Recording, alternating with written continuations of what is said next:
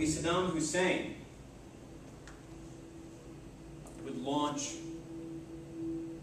preemptive war, as he would call it, in reality an aggressive war against his neighbor Iran. He fabricated some excuse about an Iranian incursion into Iraqi territory, but just as Germany claimed in 1939 that they were acting defensively against Poland, it's a sham. Germany's 1939 invasion of Poland was aggressive and not prompted by any action on the part of Poland. The same is true here in 1980. As we've seen in the last set of lectures, 1978, 79, and 1980, Iran is gripped by the Islamic Revolution. Saddam Hussein sees an opportunity to seize the rich Iranian oil fields located just across the border. As I believe I mentioned, talking about Saudi Arabian oil, Middle Eastern oil is very concentrated. It basically runs along a line here, along what is now the Iraq-Iran border, into Kuwait, and then down into eastern Saudi Arabia. There is no oil in Syria, or Turkey, or Jordan, Israel, Egypt. But along this line here, into the United Arab Emirates and Dubai, there is a lot of oil. All of Iraq's oil fields are here in the east. This is why the Sunnis, located mainly in the west, have put up such a fight since the fall of Saddam Hussein. They have no oil in their territory. So all the oil is located right here along the border. What we're going to watch now is a documentary on this rather unknown war launched by Saddam Hussein against his neighbor, the new Islamic Republic of Iran. War in the Gulf. Fought in the name of religion, it sent hundreds of thousands to their deaths in human wave assaults. Total war that shocked the world with its use of chemical weapons. A conflict that threatened Western oil interests, dragging in the superpowers to protect them and prevent either side claiming victory.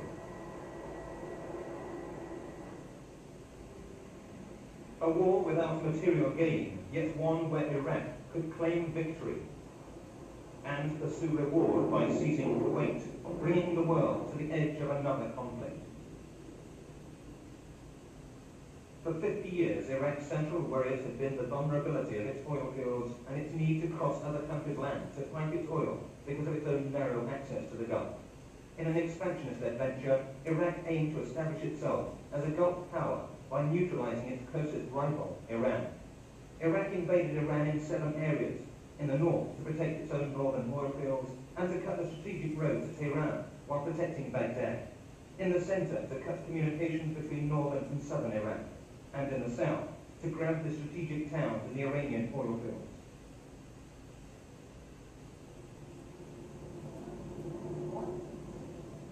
The Khuzestan landscape favored invaders using tanks and armored vehicles, making it easy to drive deeply into Iran.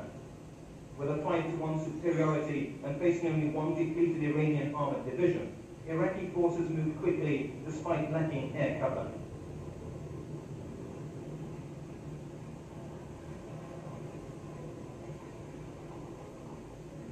Often using tanks as artillery, they softened up distant targets with heavy barrages as troops moved into more local objectives.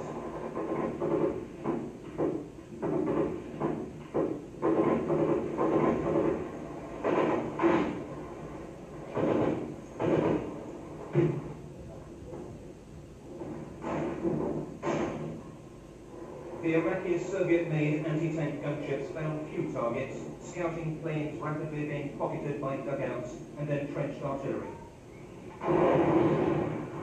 The Iraqis had already proved these tactics against Kurdish rebels, but their strategy failed to recognize that defensive armies could also move quickly into position.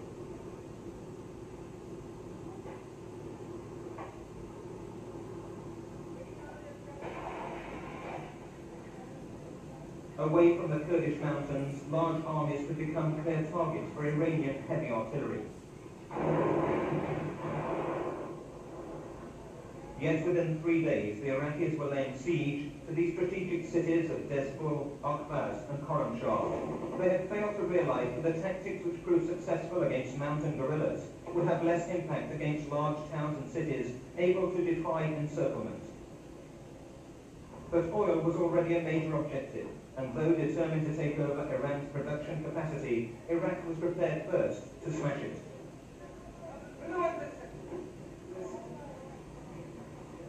The effect of the fighting was to close the Shatt al-Arab waterway to all shipping. It would be 8 years before any of these ships would be free to move again, making Iraq dependent on others, notably Kuwait, for transporting its oil. In the frontline cities, Iranian troops hurried to engage the invaders. Local resistance was led by Iran's Revolutionary Guards, who were fiercely loyal to Ayatollah Khomeini. They relied heavily on rifles and rocket-propelled grenades, and in sporadic engagements, exacted a heavy toll of the invading forces.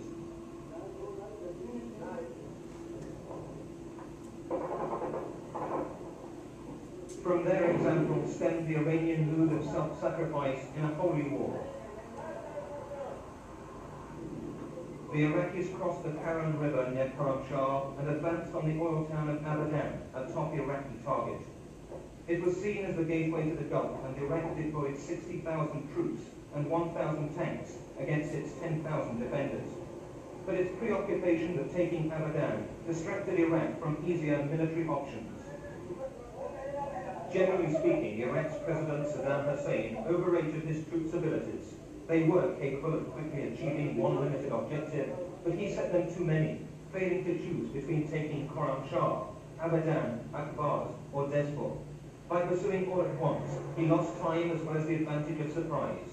Only Khorramshahr fell. Meanwhile, his losses mounted, and the devastation of border areas continued as the big guns homed in on the towns like Akbaz. The Iranian phantoms hit back. Iraq had tried to copy the blitzkrieg tactics which won Israel the Six-Day War by smashing the Iranian Air Force on the ground, but either they missed or their bombs failed to explode. The Iranians carried out up to 150 sorties a day, mostly with planes kept airworthy by cannibalizing others. The Iraqis compounded their error with military planning so poor that they failed to provide adequate air defenses for their own vital oil facilities.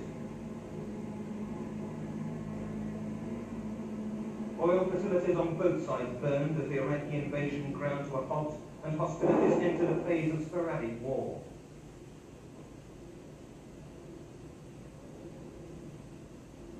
Khorramshahr in the wake of invasion. Its loss offended Iranian national honor, and, dubbed City of Blood, it became a focus for the Iranian counterattack. Despite Iraq's initial advantages of surprise and manpower, its blitzkrieg had failed, and it had to reconcile itself to a protracted war for which it was unprepared. Iraq's forces were led personally by President Saddam Hussein, a strong-willed, intransigent man whose lack of military training made him a careless planner. He entered the war with no clear idea how to end it, consistently overestimated the abilities of his troops, and responded to setbacks by executing generals who retreated. For Iran, Hashemi Rafsanjani, Ayatollah Khomeini's most trusted lieutenant, was effectively the military leader for most of the war. Popular and charismatic, he had been sacked from the Shah's army for influencing troops towards the Islamic Revolution. He had a gift for simplifying complex tactics and became an ingenious and pragmatic commander. In fighting comparison with the First World War, Iraq made only minor territorial gains and, losing the initiative, built an artificial lake to protect Basra, its second city. Iran's obsession with capturing Basra would see them mounting repeated offensives through the marshes to the north, centered on the oil-rich Majnoon Islands.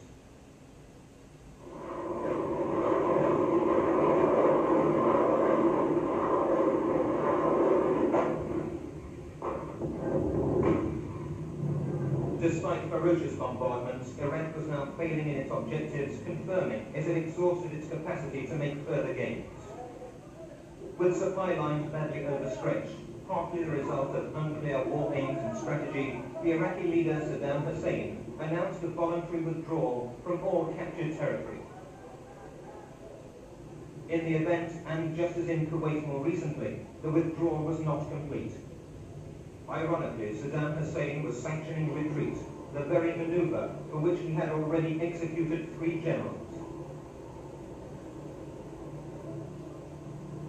Iraq's aim of undermining Iran's Islamic Revolution had more than failed. Instead, successful Iranian resistance, then expulsion of the invaders, had cemented it.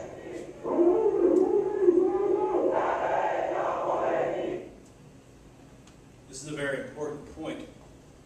Iran, as we know, is a Shia country. Iraq, though it has a Shia majority, under Saddam Hussein, who was a Sunni, that majority was held down under his thumb. He feared this new Shia power. It's not that Iran was newly Shia, but it had a government which was embracing that aspect of the culture in a way that the Shah never had. As we saw, the Shah was a westernizer. He felt he had more contact with ancient Persia than with Islamic Iranian history.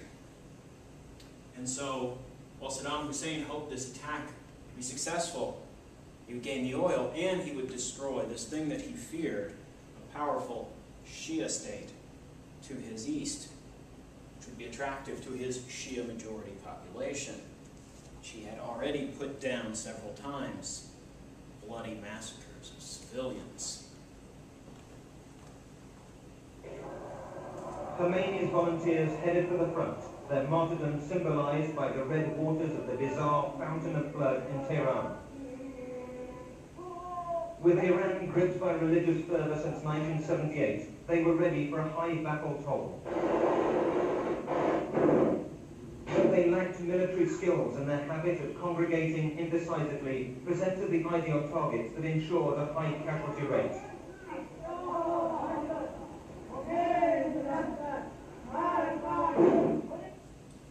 I don't know if you could make out what those soldiers were chanting there. They were chanting 2 phrases. Allah Akbar, God is great, and Khomeini Akbar. Khomeini, the Ayatollah Khomeini, is great.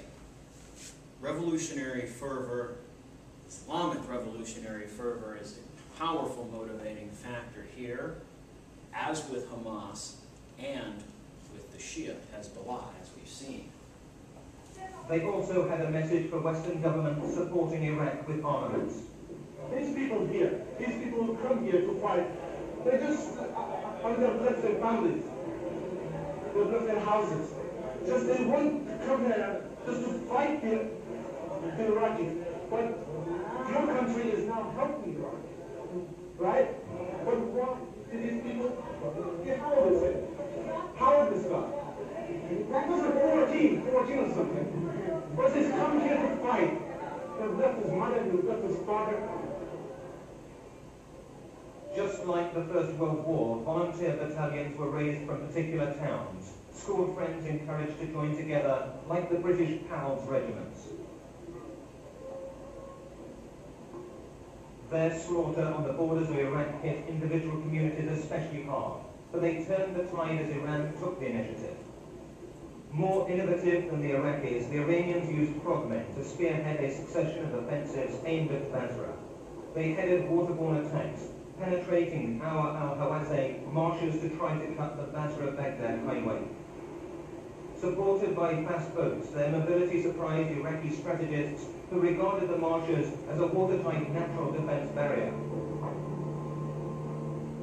With floating pontoons, these tactics were as innovative as those used by the North Vietnamese against the Americans a decade earlier.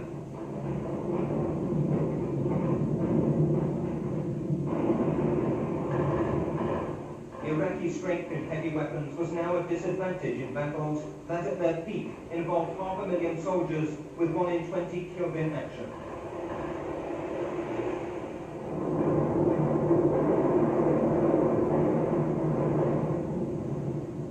Iraqi forces entrenched behind the deeply dug emplacements of the artificial fish lake east of Basra.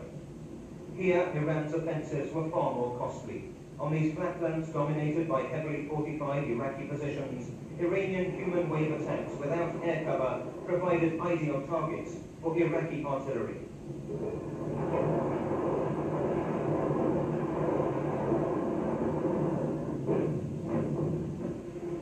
But often inflexible, the Iraqis were easily circumvented by Iranians moving south to another important success in this area, the capture of al-Rizat Island in the Shattara.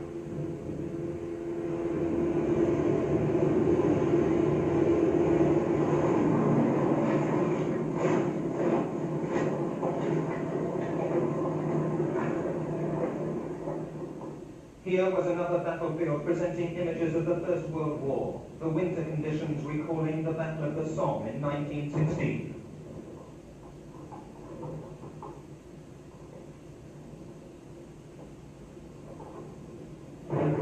Deeply dug trenches broken by strong points and dugouts, smouldering from recent fighting.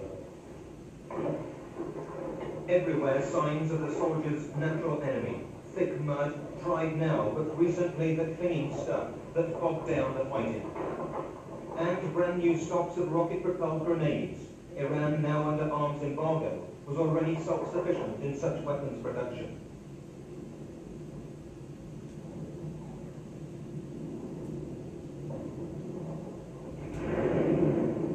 The prospect of Basra being cut off eventually panicked Iraqi leaders into widespread use of chemical weapons. Iranian gas masks afforded little protection, and chemical weapons, more than any other Iraqi ordnance, were responsible for extensive Iranian battlefield casualties. So something we're going to be discussing quite a lot. Iraqi use of chemical weapons here. So something we're going to be discussing quite a lot. Iraqi use of chemical weapons here during the Iran-Iraq War. All of this fighting we're seeing is happening along this very narrow front right here, just as World War I was fought along the Western Front. Very little movement, so too is this war fought along the front with very little movement, but like World War I, with massive casualties on both sides, especially on the Iranian side. Mustard gas and nerve agents were delivered by small, innocent-looking planes based near Baghdad. ITM's cameras were prevented from filming more of them. At first, the scale of its use surprised the Iranians, who were forbidden by Ayatollah Khomeini from following suit. In contrast, the chemicals that injured these people had been developed in Iraq under Saddam Hussein's personal supervision. At first, the world ignored the evidence, but in time, chemicals would be used in a manner that would shock international opinion.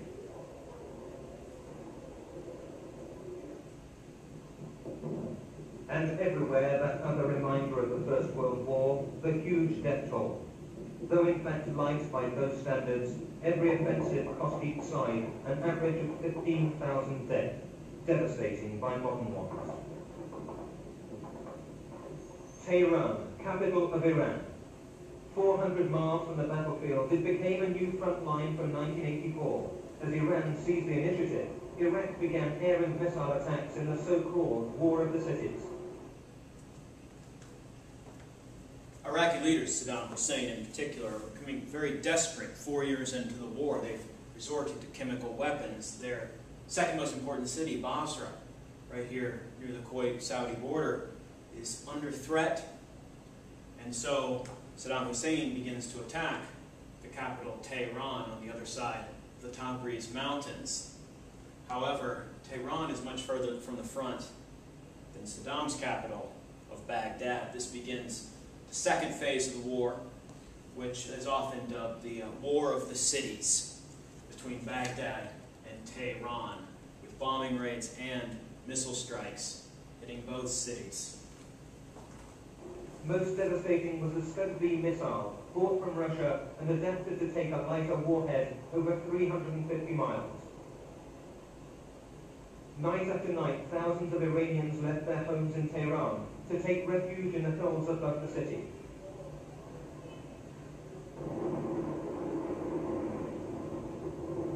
More than any other conflict in this series, this was total war, reaching out to touch civilians as much as the military.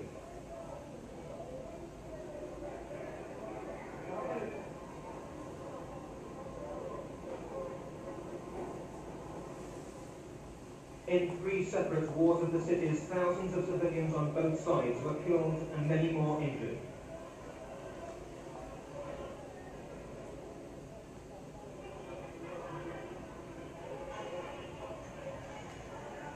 It brought no tangible military or psychological benefit to either side, only suffering.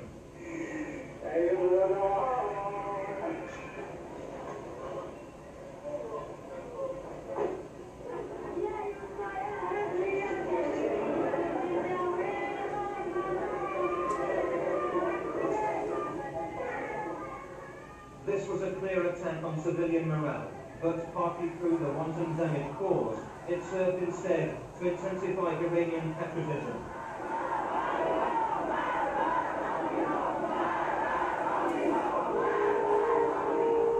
The Iraqi capital, Baghdad.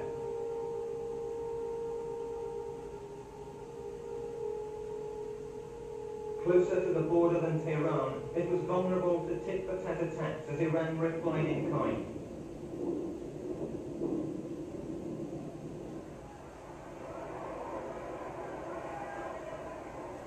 But just as in Iran, the attacks, the deaths and the devastation served only to rally the people around a political system and leader that had been losing popularity. The war also presented an opportunity to Iraq's oldest internal enemy, the Kurds, who've been fighting for an independent homeland since the First World War. At 21 million, it would be the most populous Middle Eastern state outside Iran, but included Iraq's rich northern oil fields. While huge armies slogged it out in the south, the Kurds fought an effective hit-and-run guerrilla war in the northern mountains. An Iranian helicopter hugs the hilltops, dodging Iraqi artillery to supply Kurdish rebels. So what Iraq is facing here is a war on 2 fronts now. In reality, more like 3 fronts. There's the bogged-down front line along the border, where Basra is threatened. There's the war of the cities. Baghdad is now coming under attack from Iranian fighter bombers and artillery. And now, here in the north, the Kurds, who stretch into Iran and into Turkey and partially into Syria, were rising up again as they had done previously against the regime here in Baghdad. So a 3rd front now against Kurdish guerrillas in the north. Ghost towns in the foothills, legacy of Iraq's ruthless deportation of 250,000 Kurds in an attempt to prevent rebellion. Ruins now occupied by Iranian forces whose persistent offensive sustained Kurdish guerrilla action to threaten Iraq's oil fields. More than anti-Iraqi sentiments, they also brought the weapons to make guerrilla war effective. But these hills climbing east into the Himalayas hid a large and, unlike Afghanistan, cohesive guerrilla army. Known as the Peshmerga, they comprised 2 forces totaling 14,000 men under arms.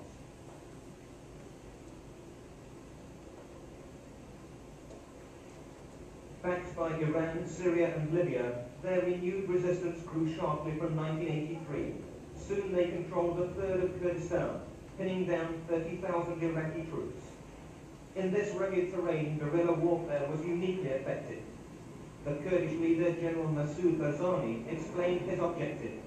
The significance of this operation for us is its proximity to the city center and to the international highway, which is very important for the Iraqis. And beyond it, they have the oil pipeline which carries the Iraqi oil to Europe. The guerrilla group is given its orders to attack Iraqi patrols on the main highway between the oil fields of Kirkuk and the Turkish border. This was an area where the Iraqis were particularly nervous about rebel action because it was now the only export route for oil from its northern fields. the casualties inflicted on Iraqi troops in such actions were less significant than their ability to disrupt oil traffic and divert large forces. And such actions were repeated constantly.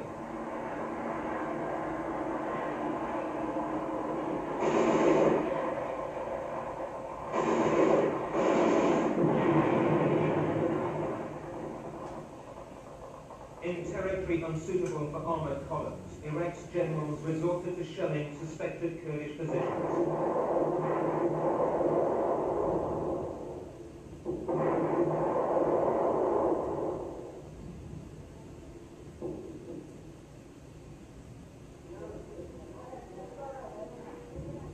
The multiple rocket launcher was another formidable artillery piece, as effective here as in the flatlands of the southern front.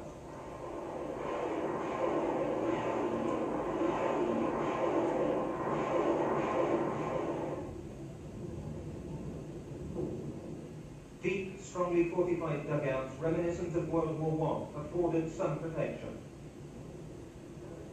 But Iraq's frantic desire to stamp out this nagging opposition led to an action that shocked the world. 2 jets swooped low to bomb a Kurdish town recently taken by Iran. An Iranian army camera caught the moment of impact not by explosives, but cyanide gas. In less time than it took Iranian helicopters to fly over Halabja, some 5,000 civilians were killed.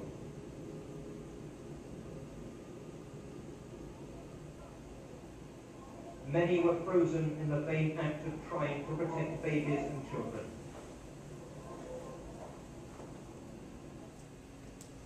The city is Halabja.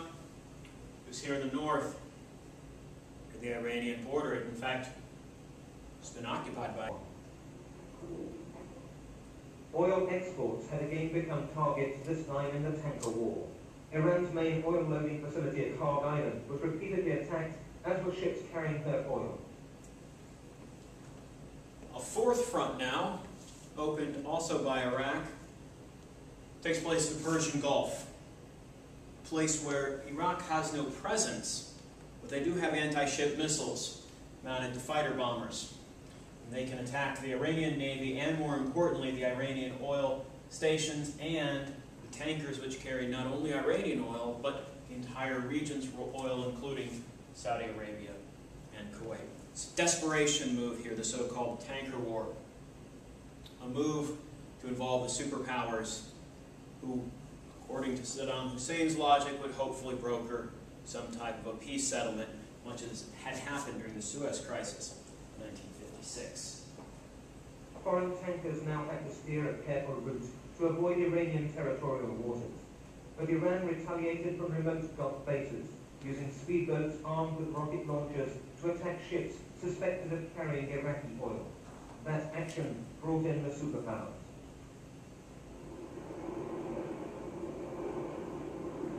In the opening months of the tanker war, some 70 ships were hit, first by Iraqi jets aiming to endanger oil shipping sufficiently to draw in the superpowers. Then, as now, oil supplies were considered of vital Western interest, which became threatened because Iran had no similar targets. Iraqi ships had been stranded either by fighting or by Iran's naval blockade. Iran had a superior navy, using British-built frigates to stop and inspect any shipping thought to be trading with Iraq. They operated with virtual impunity, largely because Iraqi pilots had no training in hitting naval targets. Some attacked suspected tankers with sea-launched missiles. Others used their radar to bring in missile attacks from land bases. In the first year alone, 1984, attacks came at the rate of 2 a week, with Iraq hitting 3 times as many as Iran. As tanker after tanker came under attack, the Kuwaitis, who felt most vulnerable, hit on a scheme to gain superpower protection. This involved getting ships reflagged. That means re-registered in the name of a country like the United States, whose warships would then be allowed by international law to intervene in the event of any attack. The aim of the Iraqis would thus be achieved by a non-combatant, as increasing numbers of tankers trading from neutral ports were attacked. Some were the victims of air-launched Exocet missiles. Eventually, the United States President Ronald Reagan announced action to protect oil shipping in the Gulf. Let there be no misunderstanding. We will accept our responsibility for these vessels in the face of threats by Iran or anyone else.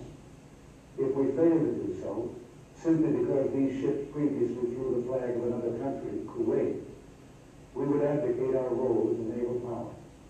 And we would open opportunities for the Soviets to move into this choke point of the free world's oil flow. In a word, if we don't do the job, the Soviets will. In fact, Soviet warships were already in the Gulf, and as America hesitated, they leased the Kuwaitis 3 tankers, affording Soviet protection if attacked. Even more than Western powers, the Soviets faced a sharply growing dependency on Gulf oil. But the United States quickly followed suit to protect Western oil interests, not for the first time and not for the last. As tankers queued up for protection, the United States gave new identities to 11 Kuwaiti ships, half of Kuwait's supertanker fleet. To gain the protection of American warships, they took down their Kuwaiti flags and changed their names. The first, the Al-Reka, was renamed Bridgeton. Capable of carrying half of Kuwait's entire daily oil production, her re-registration was a turning point, signaling that Iran would not be allowed to win this war. The aircraft carrier USS Constellation, with its A-7 Crusaders and F-14 Tomcats, led a substantial part of the American Sixth Fleet in protection duties. The British played a similar role, as oil shipment now fell to convoys in a manner reminiscent of the Second World War. Iraq, which had no active navy, had succeeded in forcing its ally Kuwait into persuading others to keep the Iranian navy at bay and ensure safe passage for its supplies. They were moves that ultimately made the Gulf less safe, however, by prompting the Iranians to mine international waterways. Submersible television cameras searched for deeply laid mines, while helicopters hunted any on the surface. This was a role in which the Royal Navy specialized. Capture of the Iran Ajah was offered as final proof that Iran had been mining the Gulf seaways, rows of mines on her deck as the evidence. After making the maximum publicity, the Americans sank the boat and repatriated its crew. But the presence of modern Western naval power did not prevent Iranian frigates from checking the identities of tankers in the convoys.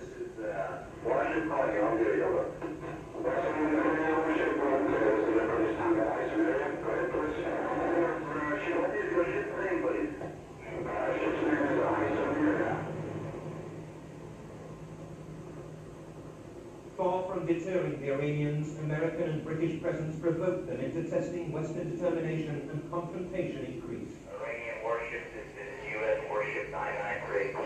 Your active gun mount just pointed in my direction. Do not do that again. Over. The Iranians played the same game. U.S. Navy ship, this is Iranian warship. If you hear me, it seems to me that your helicopter is unable to hear me on guard frequency 243. Advise him not to close to me less than 5 miles. Over. By now, the very tankers the warships went to protect were themselves protecting their escorts by steaming in front to act as mine shields.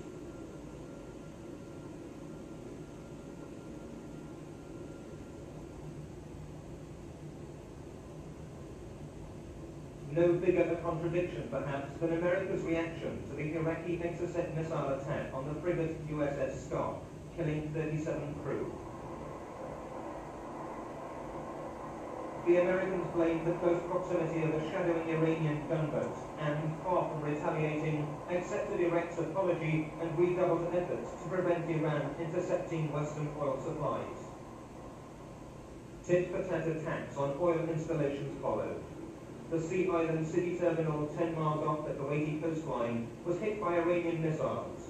Its temporary disabling was retaliation for a United States attack on Iran's Rashidat rig, which was not just an oil installation, but acted as a base for Iranian speedboats. These were crucial weapons in the Iranian armory, used so effectively in their marshland offensives. Tragedy followed their attack on the American cruiser Vincennes. Incoming boat spotted on radar.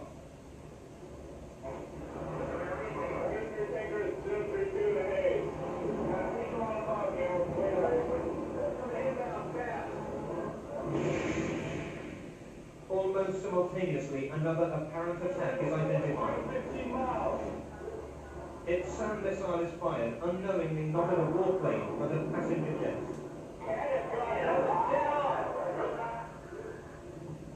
290 civilians died, and with them, Iran's hopes of victory. Its leaders now believing the superpowers would stop at nothing to prevent Iraq losing. What happened here was a U.S. escort ship, Vincennes, found it was being attacked by Iranian speedboats here in the Persian Gulf. Detected an air threat, what perceived to be an air threat. It's actually an Iranian passenger jet. Fired on it, brought it down, all aboard were killed.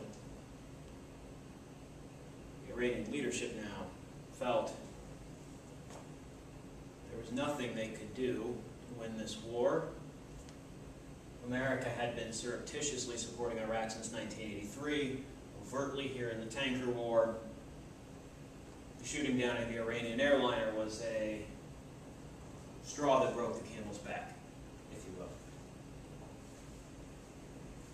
Iran, meanwhile, made its most important land gain, the Four Peninsula, taken in 1986 in a major thrust against the old target of Basra. This effectively cut Iraq off completely from the Gulf and the disputed Ubiyan Island area that would lead to its invasion of Kuwait. Offensive 1 al-Fajr 8 brought Iranian forces closest to the objective that had eluded them for so long. 3 Iraqi armored columns were destroyed as the Iranians made gains they were to retain for nearly a year. They had caught Iraq's static defenses by surprise to occupy land of no military importance but immense political significance.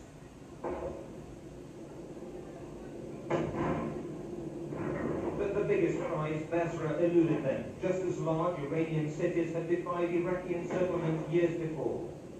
Yet Iran itself had failed to learn that lesson, and this was the closest they got.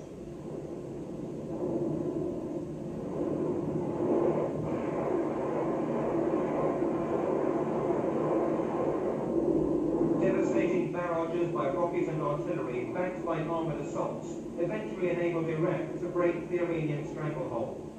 With Iran eventually war-weary and on the brink of accepting the United Nations peace call, Iraqi forces once again poured across the border in a last-ditch land grab.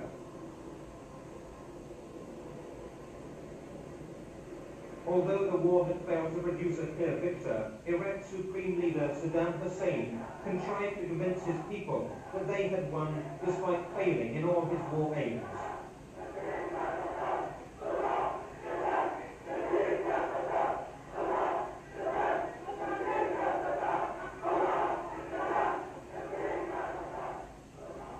Saddam had made one clear gain: popular unity.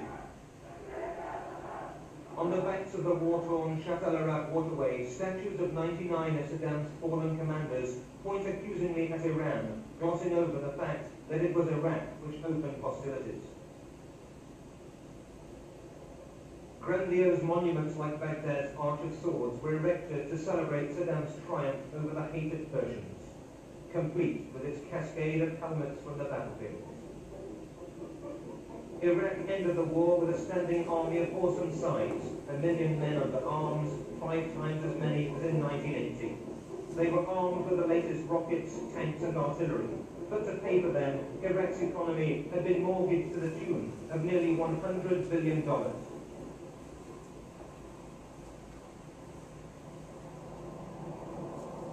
At the same time, the oil industry, its biggest earner, was devastated.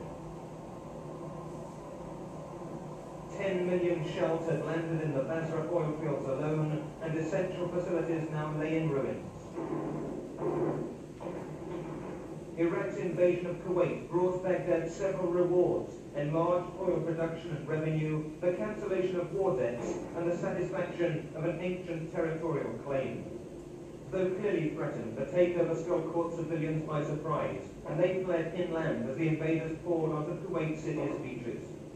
The vastly outnumbered Kuwaitis offered unexpectedly stiff resistance, but they were seriously outgunned and outnumbered as the Iraqi assault focused on the barracks of Kuwait's elite royal guard, centre of resistance beside the ruling emir's palace.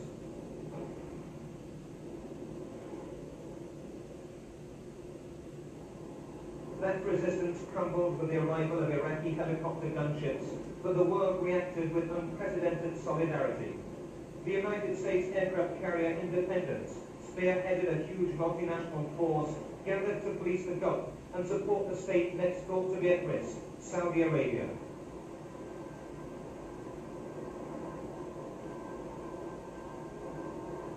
Black Hawk and Apache helicopters were poured in numbers not seen since the Vietnam War. Armored divisions, American and British, were shipped to the area backed by troops from the United States and Iraq's rivals for Middle East leadership, Egypt and Syria. Hundreds of thousands of men now prepared for a further Gulf War.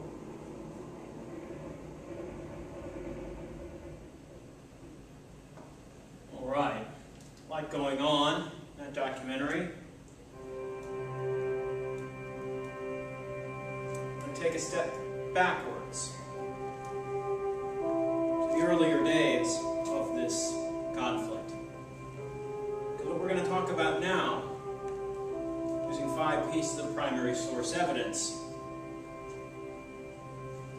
is a relationship between the United States, form of Donald Rumsfeld here, special envoy from President Reagan, and Saddam Hussein. We had just been engaged in a hostage crisis with Iran, arch enemy number 1 in 1979-1980. The old cliche, my enemy's enemy is my friend, is true here in Iraq. Our first piece of primary source evidence, the State Department memo, declassified, and thankfully, for our purposes, with what was once blacked out, made visible. What does it say? What is its date? November 1st, 1983. First I'm going to read it just with the white part, just with the uncensored part. Then I'm going to read the whole thing. Censored. We have recently received additional information confirming Iraqi use of chemical weapons. In keeping with our policy of seeking to halt chemical weapons use whenever it occurs, we are considering the most effective means to halt Iraqi chemical weapons use, including, as a first step, a direct approach to Iraq. It is important, however, that we approach Iraq very soon in order to maintain the credibility of U.S. policy on chemical weapons, as well as to reduce or halt Iraq's use of chemical weapons. Now, for the real version. We have recently received additional information confirming Iraq's use of chemical weapons. We also know that Iraq has acquired a chemical weapons production capability, primarily from Western firms, including possibly a U.S. foreign subsidiary. In keeping with our policy of seeking to halt chemical weapons use whenever it occurs, we are considering the most effective means to halt Iraqi chemical weapons use. This would be consistent with the way we handled the initial chemical weapons use information from Southeast Asia and Afghanistan, i.e. private démarches to the Lao, Vietnamese, and Soviet. Démarche is a fancy French diplomatic term meaning contact, meaning a plea for something, a sternly written letter, etc. As you are aware, presently Iraq is at a disadvantage in its war of attrition with Iran. After a recent SIG meeting on the war, a discussion paper is sent to the White House for an NSC meeting. SIG, Special Iraq Group, NSC, National Security Council. a section of which outlines a number of measures we might take to assist Iraq. At our suggestion, the issue of Iraqi chemical weapons use will be added to the agenda for this meeting. If the National Security Council decides measures are to be undertaken to assist Iraq, our best present chance of influencing cessation of chemical weapons use may be in the context of informing Iraq of these measures. November 1st, 1983. Shortly thereafter, we have another piece of primary source evidence. We have a travel itinerary for the President, the United States Special Envoy, one Donald Rumsfeld, meeting here in December of 1983 with Saddam Hussein and his foreign minister, Tariq Aziz. This travel itinerary is very telling. It tells us the reasons for this meeting. I told Sahaf, Undersecretary for Foreign Affairs in Iraq, that perhaps the greatest benefit of the visit will be the establishment of direct contact between an envoy of President Reagan and President Saddam Hussein. Sahaf replied that the visit would probably begin with a meeting at the Foreign Ministry with Deputy Prime Minister and Foreign Minister Tariq Aziz, who would be accompanied by Sahaf and possibly Kitani. This would be followed by a more restricted meeting with Saddam Hussein. Topics for discussion are also included in this itinerary. Topics on the list: the Gulf War, War with Iran; Middle East peace, Arab-Israeli conflict; Lebanon, recently the site of the Israeli invasion; Syria, and any other question that the Iraqis wish to raise. December 1983, the prospect of Iraq losing this war, President Reagan sends a special envoy to meet directly with Saddam Hussein. His special envoy is Donald Rumsfeld, and was Chief of Staff in the Ford administration during the 1970s.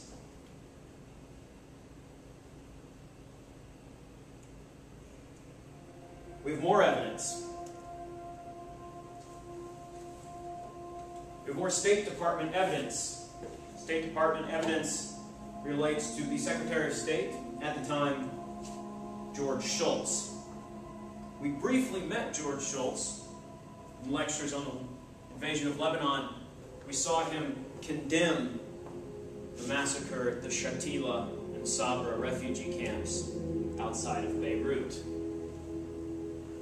What do we have here for George Shultz?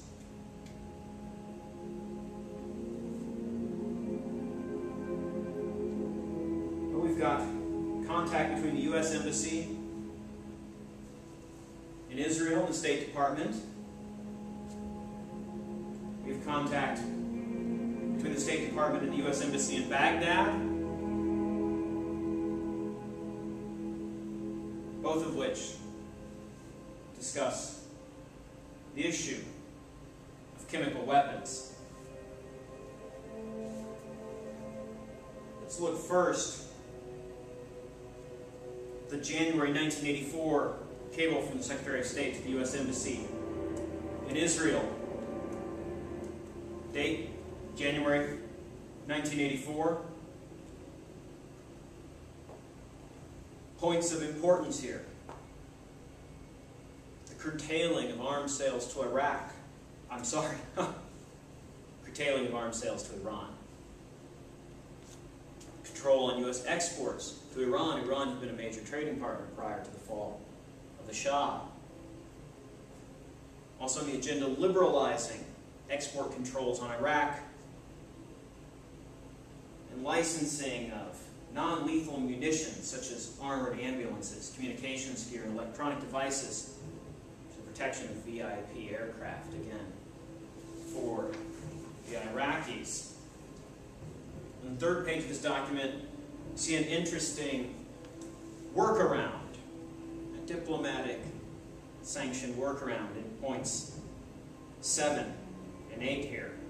a way to send old Egyptian tanks, old American tanks that had been given to Egypt, to Iraq, and then America would replace those now Iraqi tanks with brand new, state-of-the-art American vehicles.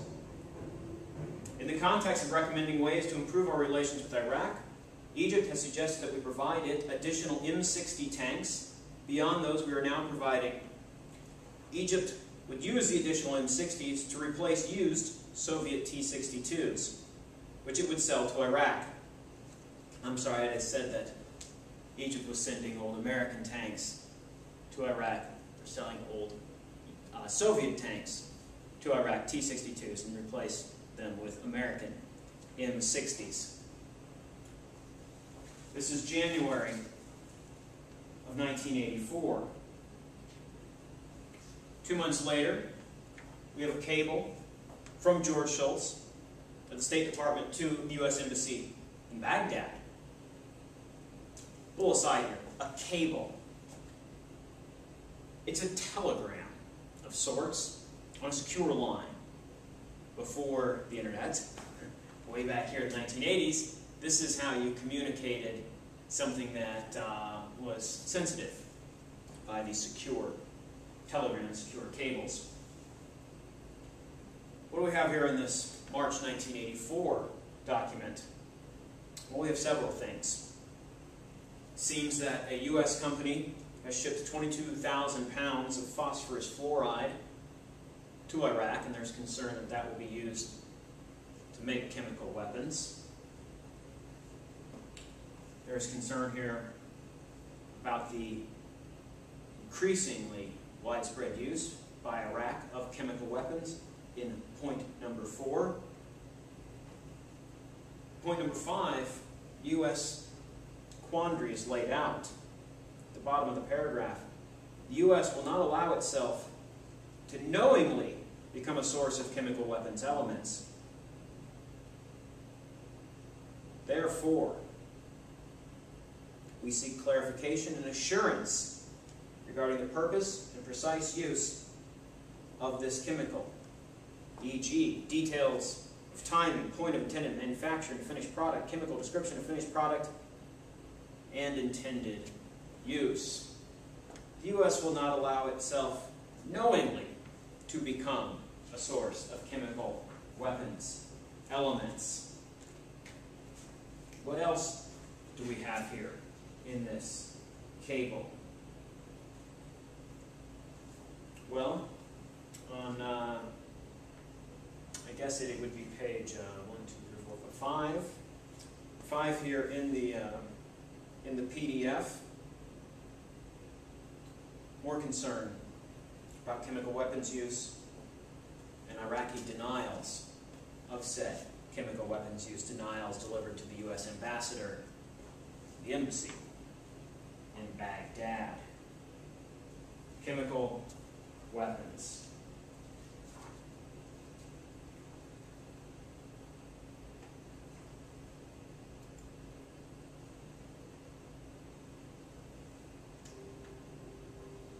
When we come back next time, we're going to look at how this once cozy relationship between the United States and Iraq breaks down. It breaks down the summer of 1990 when a desperate Iraq invades its erstwhile ally and oil-rich neighbor, Kuwait. We're going to look at 4 main pieces of primary source evidence for this lecture. We've got another State Department cable. We've got some CIA reports. And we have a document on the Treasury embargo of Iraq that was established soon after the invasion. Operation Desert Storm. Next time.